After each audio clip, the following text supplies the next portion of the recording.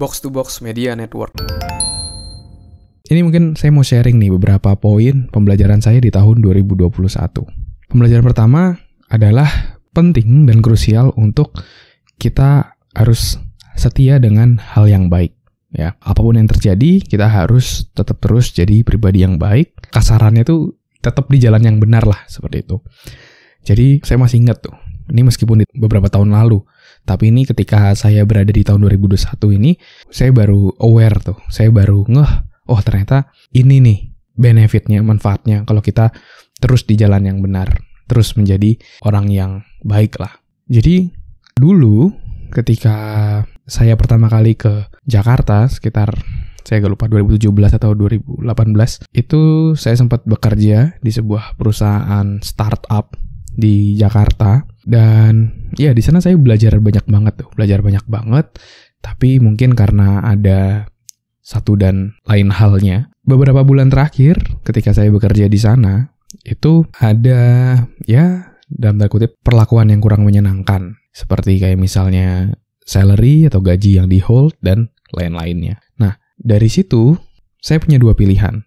Yang pertama adalah menurunkan performa kinerja saya karena perlakuan tersebut, atau saya tetap profesional dan memberikan lebih dari yang diharapkan. Extra mile gitu ya. Dan sebenarnya itu salah satu pembelajaran dari guru saya juga untuk memberikan lebih dari yang diharap. Dan yang saya lakukan adalah saya tetap terus giving the best gitu ya, meskipun ada beberapa hal yang kurang menyenangkan. Dan akhirnya sampai saya mau resign pun saya tetap terus giving the best. Dan dari situ saya baru jadi mendapatkan sebuah pembelajaran yang dulu saya pernah dengar tuh.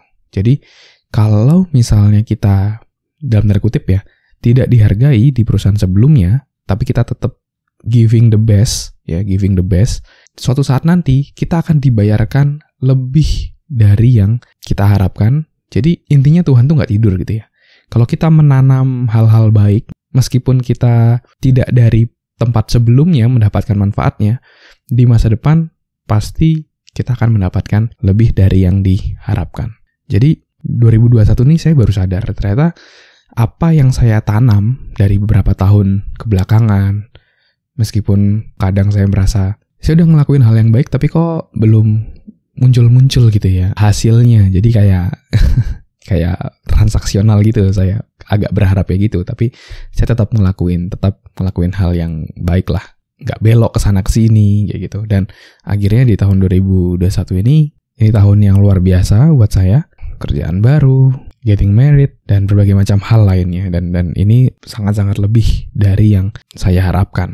Dan mungkin ada berbagai macam hal lainnya yang banyak banget yang mungkin belum bisa lah saya share di sini, tapi begitu banyak banget berkat yang saya terima. Jadi pembelajaran pertama adalah tetap setia dengan hal yang baik dan terus memberikan yang terbaik dimanapun kamu berada. Meskipun kamu misalnya ada yang merasa tidak mendapatkan yang sebanding dengan yang kamu harapkan, percayalah Tuhan gak tidur gitu ya. Pasti Dia akan ngelihat effortmu dan akan memberikan yang lebih dari yang diharapkan dari yang kamu tanam.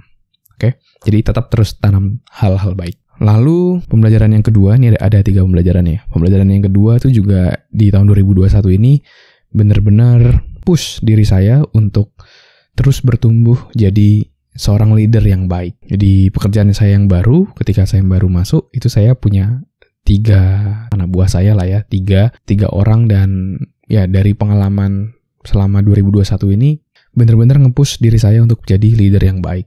Dan maka dari itu, saya sejak awal tahun 2021 tuh udah mulai banyak banget baca buku leadership yang saya beli dari Google Playbooks maupun dari Kindle. Itu saya juga beli di sana. Jadi itu saya belajar di sana gimana ternyata seorang leader itu, ini salah satu pembelajarannya ya, ternyata seorang leader itu jangan cuma fokus pada tugasnya doang, kayak harus nyelesain A, B, C, D, E. Tapi saya belajar bahwa sebagai leader kita perlu untuk taking care ya dengan tim kita. Jadi secara personal itu kita perlu juga tuh mengetahui apa dream-nya, kenapa dia kerja, apa value-nya, apa yang paling penting buat dia.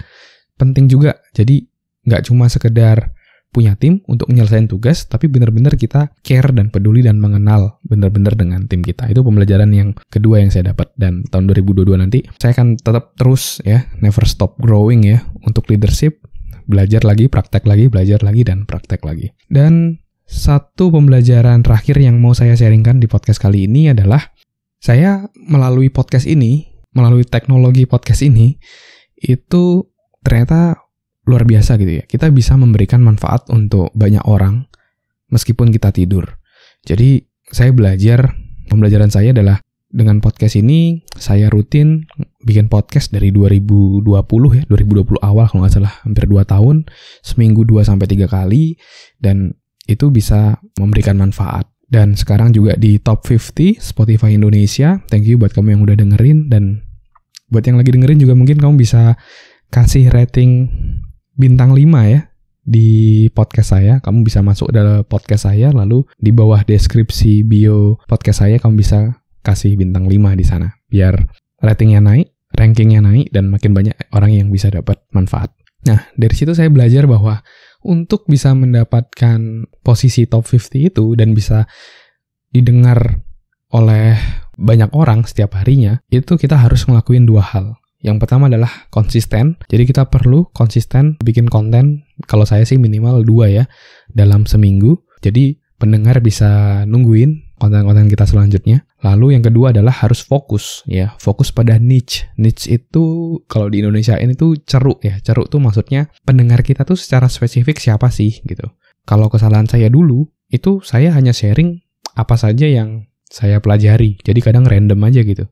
Ada dari motivasi, pengembangan diri, kadang dari HR saya sharing juga. Itu benar-benar nggak relate sama pendengar saya. Tapi setelah saya coba pelajari lebih dalam di tahun 2021, ternyata pendengarnya itu paling banyak adalah teman-teman usia 20-an yang lagi menghadapi satu yang namanya quarter life crisis ya, atau kegalauan usia 20-an lah. Apa jalan hidup yang mau dia pilih, kegalauan dalam kehidupan, ketika dia udah mulai harus memutuskan sesuatu dalam hidupnya, jadi ya sudah mulai tidak tinggal sama orang tua lah, ibaratnya kayak gitu. Udah mulai masuk dewasa muda. Dan setelah saya tahu demografi pendengar saya kalau teman-teman perhatiin, saya mulai lebih fokus sharing untuk teman-teman usia 20-an gitu.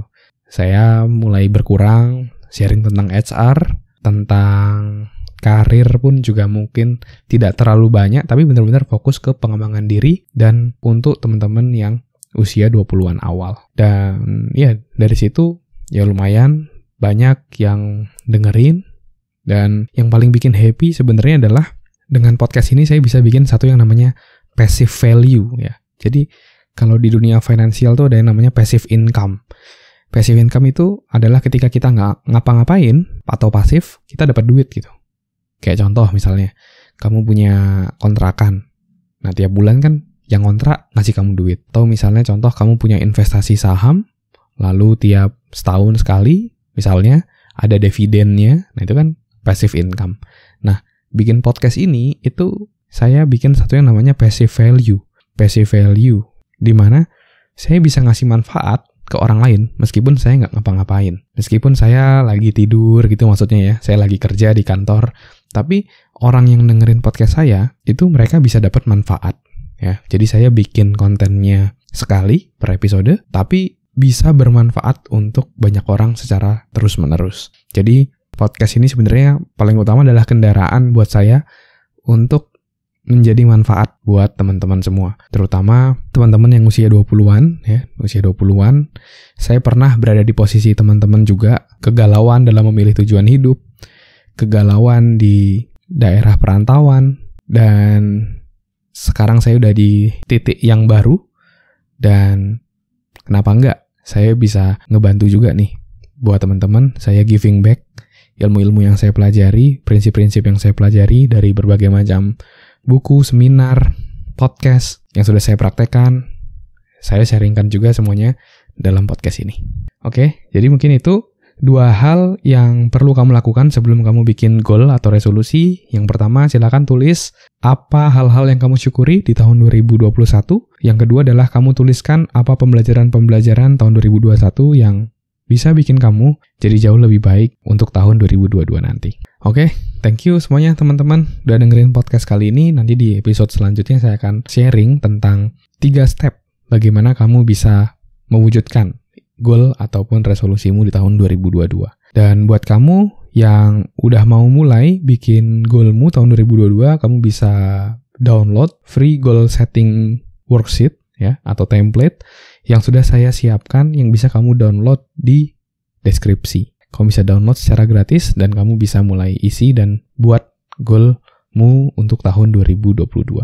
Oke, mungkin itu dulu, dan kalau kamu merasa podcast ini bermanfaat, kamu juga bisa share di Instastorymu, jangan lupa tag @andreasberdes, nanti saya akan repost agar makin banyak orang yang bisa dapat manfaat. Dan thank you semuanya udah dengerin, sukses selalu, never stop learning because life never stop teaching.